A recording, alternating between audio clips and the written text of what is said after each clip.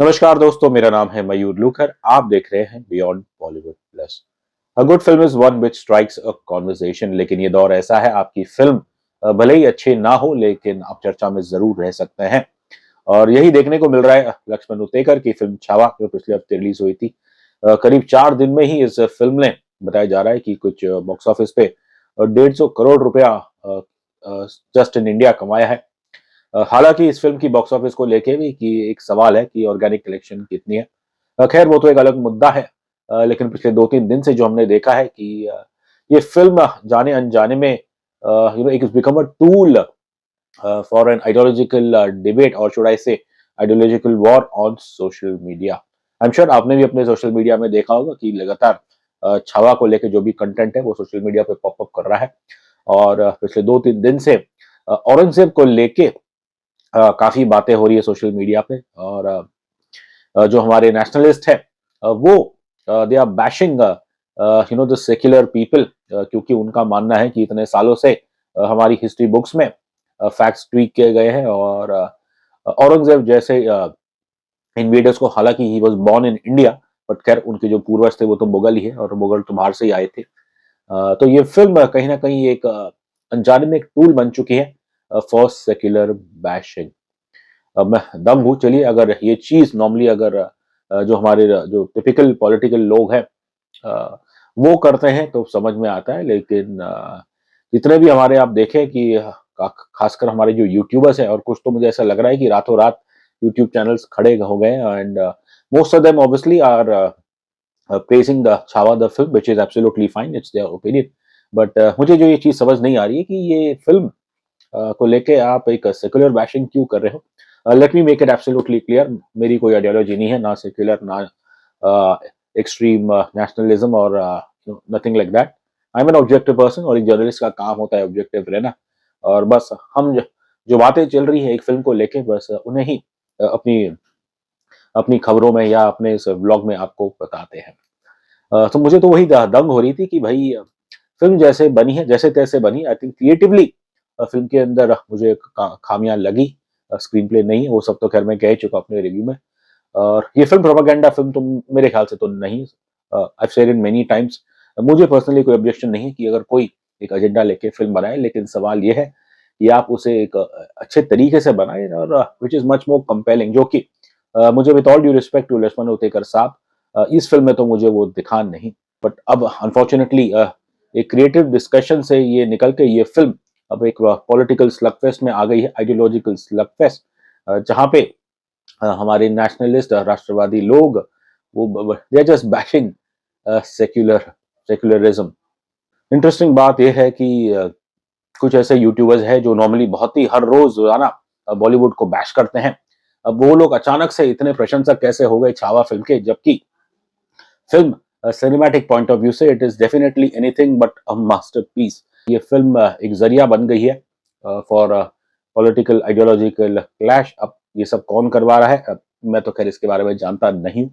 But वही है कि आई थिंक हर एक के अपने वेस्टेड इंटरेस्ट है, एंड प्राइमरी जो टारगेट है लोगों का वो तो यही है कि बस अपने व्यूज बढ़ाना। एंड क्योंकि इतनी भारी तादाद में इसकी चर्चा हो रही है, ये डिबेट हो रहा है, तो उसके कारण ऑब्वियसली एल्गोरिथम भी इस चीज को पुश करेगा। अब जहाँ पे हमारे यंग नेशनलिस्ट खासकर यूट्यूबर्स वो बिल्कुल डंके की चोट पे सेक्युलर बैशिंग कर रहे हैं, और ये कह रहे हैं कि they suddenly become history scholars themselves. और उनका कहना है कि इतने सालों से फॉर ओवर 70 इयर्स हमारे इतिहास में इन इन्वेडर्स को ग्लोरीफाई किया गया। To be honest, maybe not necessary history book, लेकिन हाँ एक दौर था जब सिनेमा में खासकर बॉलीवुड में तो एक रोमांटिसिज्म अटैच कर दिया था to characters like Akbar and other Mughal invaders. लेकिन औरंगजेब आई थिंक एक ऐसा कैरेक्टर है जो आज भी शायद पोलराइज करता है नेशन में। और चलिए आप ये जरूर कहिए कि भारत जैसे देश में आज की तारीख में कोई भी रोड या टाइटल कुछ औरंगजेब जैसे उन लोगों के नाम पे नहीं होना चाहिए। बट पर्सनली जो मुझे थोड़ा शॉकिंग ये लग रहा है कि अपनी इस देशभक्ति में कहीं ना कहीं ये यूट्यूबर्स आई थिंक अपनी ऑब्जेक्टिविटी खो चुके हैं। खैर एक वर्ग जो है वो काफ़ी स्ट्रांगली अपने ओपिनियंस एक्सप्रेस कर रहा है। अब जो मैंने देखा है कि अब कुछ from the other side also वहाँ से भी पॉइंट ऑफ व्यू आ रही है। कल मैंने एक यूट्यूब पे ट्विटर पे एक वीडियो देखा किसी सीनियर जेंटलमैन का, I think who might be some historian. उन्होंने ये कहा कि औरंगज़ेब कि उनके कोर्ट में जो जनरल्स थे उसके अंदर हिंदूज़ भी थे। मराठा की भी जो एक डार्क हिस्ट्री है उसके बारे में भी बात छेड़ी है। अगर आप पढ़ेंगे तो आपको पता चलेगा कि दैट एक वक्त में I think somewhere in the 15th और the 16th century Marathas had also invaded Bengal. और तो बस यही है कि मेरे दोनों तरफ से जंग तो नहीं कहूंगा लेकिन एक आइडियोलॉजिकल क्लैश वो भिड़ चुकी है, which I think is actually healthy for the film because जिन लोगों ने अब तक ये फिल्म नहीं देखी वो यही सोचेंगे कि अरे भाई इतनी बातचीत हो रही है तो आखिरकार इस फिल्म में है क्या। या औरंगजेब को उनके बारे में बात की जा रही है बहुत largely against, and some people obviously I won't say that they are taking a pro Aurangzeb stand, but वो इतिहास के पन्ने सामने लेके आ रहे हैं। और दूसरी ओर आप देखें जो मेन कैरेक्टर है छत्रपति संभाजी महाराज, इनकी छवि इस फिल्म से पहले देखे तो मैं कहूँगा कि उसको लेके भी अनेक अनेक राय थी कि भाई क्या वो वाकई में स्वराज को मानने वाले थे। इनका इतिहास आप पढ़ेंगे तो कुछ बातें लिखी गई इनके बारे में जो मेरे ख्याल से they are not really glorifying him. मैंने अपने रिव्यू में कहा था कि 1919 में एक प्रसिद्ध मराठी नॉवलिस्ट जादूनाथ सरकार उन्होंने किताब लिखी थी शिवाजी महाराज के ऊपर और शिवाजी एंड हिज टाइम्स, और उसके अंदर उन्होंने संभाजी महाराज का जो डिस्क्रिप्शन था वो इतना मेरे ख्याल से फ्लैटरिंग नहीं था। चलिए डिस्कशन आई डोंट नो कितना हेल्दी है, but one has to give Chhaava credit कि it is giving rise to debate on social media. हालांकि मैं ये कहना चाहूंगा कि जो लोग खासकर हमारे यूट्यूबर जो इतनी जम जम के तारीफ कर रहे हैं फिल्म की और नीचे गिराने की कोशिश कर रहे हैं, जो लोग शायद जो वो बिन क्रिटिकल ऑफ दिस फिल्म, यहाँ पे ऑब्वियसली किसी का नाम लेना उचित नहीं है लेकिन एक आध रिव्यूज मैंने भी पूरी तरह से नहीं पढ़े, लेकिन उन्हें देख के ऐसा लग रहा था कि शायद कुछ मुगल अपॉलॉजिस्ट जैसे हैं। एंड आई डोंट, मुझे समझ नहीं आता कि लोग कैसे मान ले कि भाई औरंगजेब बहुत ही सुंदर था, बिकॉज किसी के बाप चाचा दादा ने चाचा ने तो फूफा ने किसी ने औरंगजेब को देखा नहीं। ये बात ऑब्वियसली है 17th सेंचुरी की, अब कितने 400-500 साल सब बीत चुके हैं। और that's why I feel that कि इतनी पुरानी हिस्ट्री है। और अगर आप इतिहास देखें ना सिर्फ भारत का मुगल या जिसका भी है वर्ल्ड ओवर आप देखें तो क्या आपको आज तक कोई ऐसा राजा महाराजा कोई सुल्तान कोई बादशाह मिला है जो बदसूरत है? तो ऑब्वियसली आई थिंक सभी अपनी राजा महाराजा अब शायद हमारे नेता सभी अपनी वाह वाह करते हैं। और इस सोशल मीडिया के दौर में तो भाई चीजें तो आपके सामने बिल्कुल क्लियर है। Also what I find surprising is that कि कैसे इस्लामोफोबिया का शब्द जब आप छावा जैसी फिल्म के बारे में लिखते हैं तो वो बिल्कुल बेतुका है। अरे भाई वो उस दौर का इतिहास है, यू नो, बाहर से आए थे घुसपैठ, उन्होंने आके आपको राज किया, पहले मुगल फिर अंग्रेज आए थे और उस दौर में ऑब्वियसली मास कन्वर्जन्स हुई है। तो फिर ये इस्लामोफोबिया की बात करना for a film based in 16th-17th century, ये भी मेरे ख्याल से बहुत ही आउट ऑफ कॉन्टेक्स्ट है। हाँ, आप ये जरूर कह सकते हैं कि इन फिल्मों द्वारा एक सर्टेन एजेंडा उसे पुश किया जा रहा है, वहां तक आपकी बात सीमित है, लेकिन इस्लामोफोबिया शब्द का इस्तेमाल करना वो मेरे ख्याल से बिल्कुल उचित नहीं है।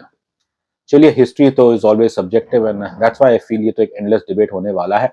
बट एक चीज जो मुझे हैरान कर रही है खासकर इसके बॉक्स ऑफिस को लेके, अब कुछ हफ्ते पहले जब अक्षय कुमार और वीर पहाड़िया की फिल्म आई थी स्काई फोर्स, अब उसको लेके जो जो क्रिटिसिज्म हुई, एंड वही यूट्यूबर्स अगर आप देखेंगे जिन्होंने पूरी तरह से फिल्म को पछाड़ दिया, वीर पहाड़िया के पीछे टूट पड़े, and some of it I think is obviously justified criticism, लेकिन वही लोग अब जब छावा के बॉक्स ऑफिस को लेके भी सवाल है तो उस पर वो कहीं कुछ सवाल नहीं का खड़ा कर रहे हैं, बल्कि वो तो खुशी खुशी इसे एक ब्लॉकबस्टर बता रहे हैं। खैर but I think this is the reality of cinema and a world today. लेकिन मेरा मानना है कि जब एक फिल्म यू नो उसे उसके सिनेमा के लिए जाना चाहिए, लेकिन अब जो हो रहा है उसे तो देख के बस मन में यही सवाल आता है कि भाई छावा क्या ये आपने लक्ष्मण उटेकर साहब आपने इस फिल्म द्वारा कोई सिनेमा बनाया है या फिर ये फिल्म कोई एक एंटी सेक्युलर बैशिंग का टूल बन चुकी है। अंत में मैं बस यही कहूंगा कि हम भारतीयों को ये नहीं भूलना चाहिए कि हम 2025 में हैं एंड ना कि इन द 16th और 17th सेंचुरी। भारत आज किसी का गुलाम नहीं, एक आज़ाद देश है। हम एक लोकतंत्र देश है, इसलिए हर एक नागरिक को अधिकार है अपनी बात रखने का, टू हैव एन ओपिनियन। जो हमारा संविधान है वो आपको ये अधिकार देता है, फ्रीडम ऑफ स्पीच। तो इसलिए there will always be difference of opinion, लेकिन यदि हम इन चीजों को अलाउ करते हैं कि हमारे बीच में दरार आ जाए, मतभेद आ जाए, तो फिर तो मेरे ख्याल से ये डिस्कशन हेल्दी नहीं रहा। एंड आई एम श्योर ये बात जो हमारे हिस्ट्री के जो हीरोज हैं, छत्रपति शिवाजी महाराज हो, संभाजी महाराज हो, एंड भगत सिंह हो, महात्मा गांधी हो, एंड सो फोर्थ, और वो भी ये सब देख के कि हम आप आज आपस में ही लड़ रहे हैं, इसे देख के वो भी उनकी रूह भी खुश नहीं होगी।